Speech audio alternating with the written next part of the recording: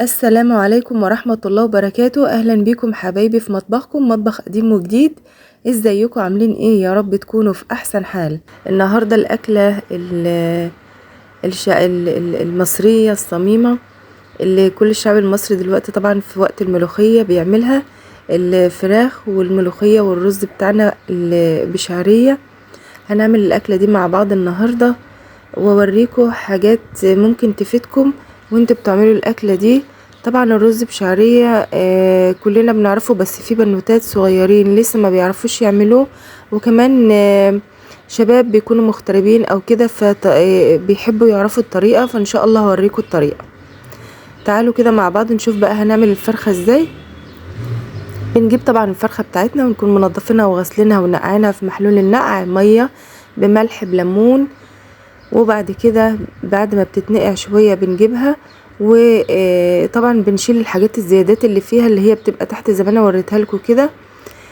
طيب الحتة دي لو اتقطعت معاكي وانت عايزة تحط الرجلين فيها بتربطيها زي ما انا ربطتها كده، زي ما انا بوريكي كده، عشان تبقى ملمومة وانت بتعملي الفرخة، لان الفرخة هنعملها بحالها زي ما انت شايفة. بتقطعي البوز اللي في الجناح ده او الحتة دي كلها، وبعد كده بتشيلي برضو الغدد اللي بتبقى في الرقبة زي ما انت شايفة كده، لازم تشيلي الحاجات دي. او لو عايزة بتشيلي جلد الرقبة كله بالغدد اللي فيه، لان بيقولوا بيبقوا محقنين الفراخ في رقبتهم، فهي الغدد دي اللي بتاخد الحاجات دي وتخليها محتفظة بيها. لو الصدر معاكي كبير بتغزيه كده بالسكينة علشان يستوي كويس معانا. بعد كده باخد فرختي وبدهنها دهنة زيت او زي ما هي كده، وبحطها تحت الشواية، ما بحمرهاش قوي لحد بس ما الجلد بتاعها يصفر كده وينزل الدهن اللي فيه. ما تتصوروش الحركة دي بتسرع قد ايه في تسوية الفراخ وبتخليها مستوية حلوة قوي قوي، فما تأخرهاش كتير في الشوربة لان هي فعلا بتستوي بسرعة.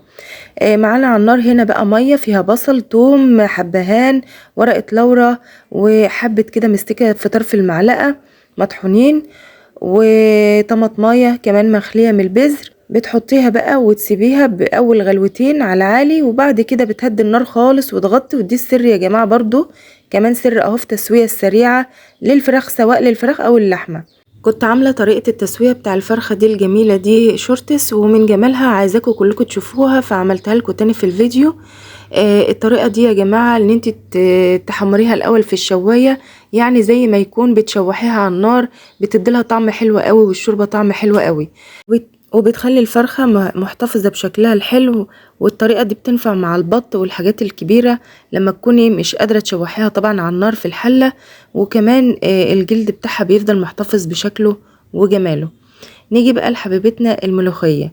ان شاء الله اعمل لكم فيديو عن الملوخية لوحدها، ازاي بننضفها ونخرطها وكمان نفرزها. انا هنا خرطاها حطيتها في الحلة على طول. بزود عليها الشوربة المغلية، لازم تكون بتغلي. بحط على قد الملوخية اللي عندي بحط عليها الشوربة، سواء عايزاها بقى تقيلة خفيفة. بحط الشوربة وبتحكم في كميتها على قد ما انا حابة يكون سمك الملوخية معايا خفيف او تقيل. بعد كده ما بغليهاش خالص يا جماعة على النار كتير، اهي الغلوة الاولانية دي وخلاص وبطفي زي ما انتوا شايفين معايا كده. بنروح نعمل ايه بقى؟ بنروح نعمل الطشة بتاعتنا او التقلية بتاعتنا. على فكرة الطشة دي ممكن تعمليها في الاول خالص قبل ما تحط الملوخية، وانا هوريكم برضو في الفيديو اللي انا هعمله لوحده ان شاء الله كده، هوريكم ازاي نعمل الطشة دي في الاول خالص، وبتبقي بقى مش محتاجة تعمليها في الاخر. بعد كده هجيب الطاسة بتاعتي، بحط فيها اي مادة دهنية، بحط فيها فصين توم كده حلوين مطحونين ناعم. بحط عليها بقى الحاجة اللي بتخلي الملوخية لها ريحة وطعم خرافة بتوصل لاخر الشارع، حبة كزبرة، والمفاجأة حبة فلفل. الفلفل ده يا جماعة لما بيتحمص مع الكزبرة والثوم ما اقولكوش على الريحة، بجد نفسي تجربوها. بنحط بقى ايه الملوخية فوقيها، ما تحطيش الثوم وتروحي عاملاه لا، لازم تعملي كده كبشتين ملوخية كده، وبعدين تروحي طشة بقى الطشة في قلب الملوخية عشان الريحة والطعم. وكمان يعني ما اقولكوش بقى، يعني شوفوا خضرة ازاي.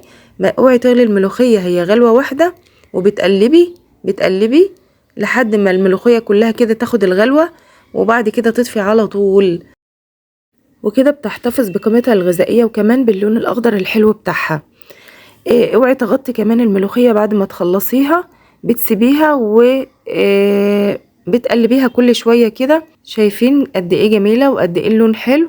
ندخل بقى دلوقتي على الرز بتاعنا. هنجيب معانا حلة نضيفة ناشفة نحط فيها اي مادة دهنية، ويستحسن تكون حبة زيت كده في الاول صغيرين.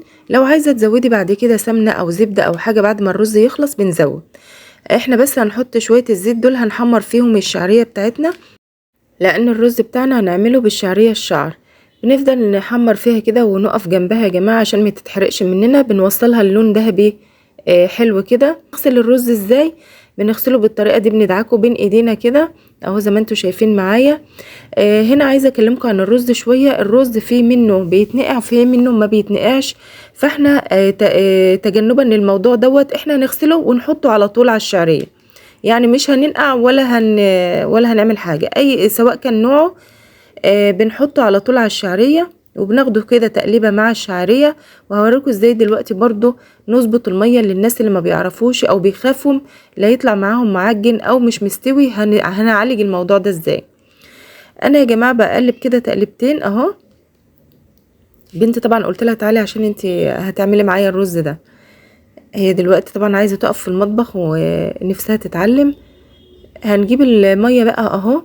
هنحط المية على الرز بتاعنا، وهنحط الملح. ما تدوبيش الملح في قلب الرز على طول. حطي شويه الملح اللي انت هتحطهم في قلب ميه بعيده في كوبايه ميه يعني، وقلبي. وبعدين حطي الملح بتاعك على الرز وظبطي الملح. وبعد كده الميه حوالي عقله صابع كده. هي دي الاساس لاي رز، سواء بيحتاج ميه كتير سواء قليل. هي عقله الصابع دي يا جماعه، يعني حوالي سنتي فوق الرز ميه. بعد كده بنسيبها تتشرب خالص، وانا ما بغطيش عليه لحد المرحله دي. انا كده كاشفه الرز ما بغطيش عليه. شفت الرز كده اهو مش مستوي قوي لسه، ولقيت الميه نشفت خالص زي ما انتوا شايفين معايا. يبقى انا كده جنبي ميه مغليه. بحط فين بقى؟ في الحواف. بزود الميه في الحواف وبزودها ايه؟ ربع كوبايه بربع كوبايه. طيب انا بقى بكلم الناس اللي ما بيعرفوش يظبطوا الميه دلوقتي، سواء شباب سواء بنات.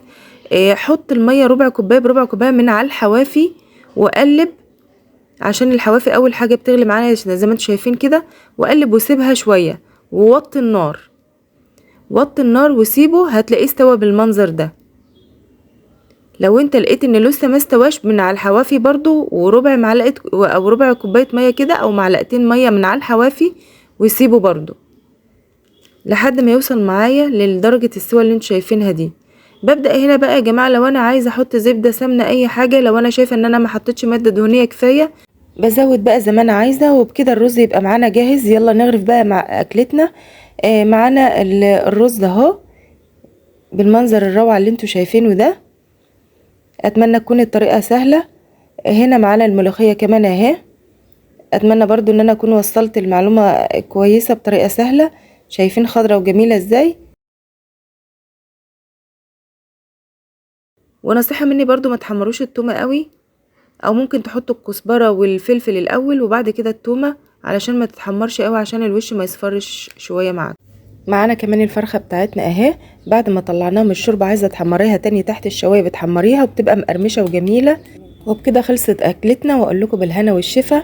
ما تنسونيش بقى بالتعليقات واللايكات والاشتراكات والدعوه الحلوه ليا ولاولادي منكم بصلاح الحال. والسلام عليكم ورحمه الله وبركاته.